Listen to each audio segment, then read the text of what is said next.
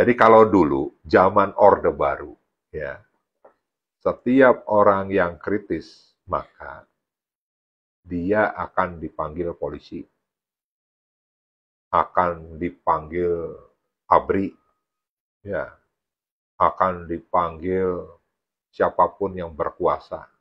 Untuk apa? Disuruh diam. Diancam dia.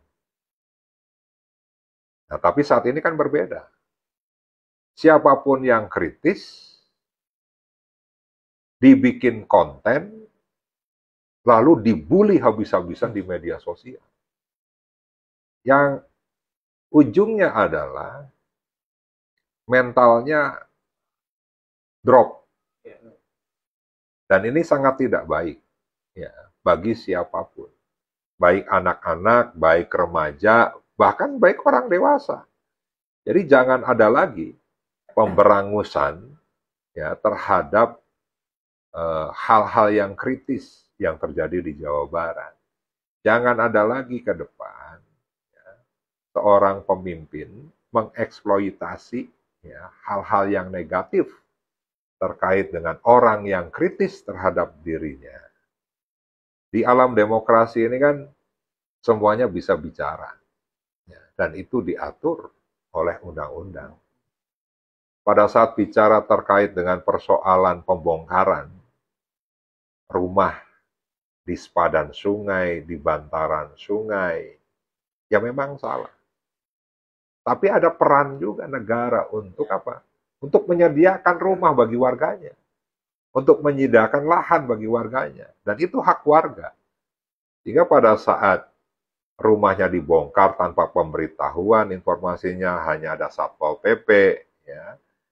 Lalu dia juga mendengar bahwa ada di beberapa warga lainnya diberi kompensasi, ya. Tapi dia sendiri tidak mendapatkan informasi itu, ya sangatlah wajar dia menanyakan. Ya, melalui media sosial. Karena kan saat ini, jangankan rumahnya dibongkar, kemarin ada konten juga, warga yang butuh penyemprotan untuk nyamuk demam berdarah, ya kan, camatnya tidak hadir-hadir, terus dia bikin konten, Pak Gubernur, ini camatnya tidak hadir-hadir nih, tolong Pak Gubernur datang. Jangankan pembongkaran, itu pun dikontenkan. Ya kan, diseliak, ditugu, ya kan gitu. Jadi ke depan, ya, seorang pemimpin harus sadar betul sebagai konsekuensi dia bermedia sosial, semuanya dikontenkan. Orang yang mungkin butuh memberikan sangu untuk anaknya sekolah, tidak punya uang, ya bisa saja dikontenkan. Pak Gubernur, ya kan, mohon ini anak saya dikasih sangu, Pak. Ya wajar, hal yang wajar.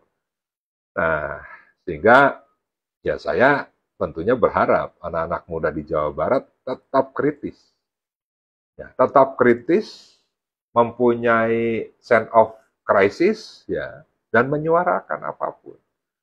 Karena saya yakin kekuasaan tanpa pengawasan, atau bahkan tanpa batasan, maka kekuasaan itu cenderung untuk menjadi sebuah kekuasaan yang totaliter, yang absolut, yang pasti akan merugikan rakyat.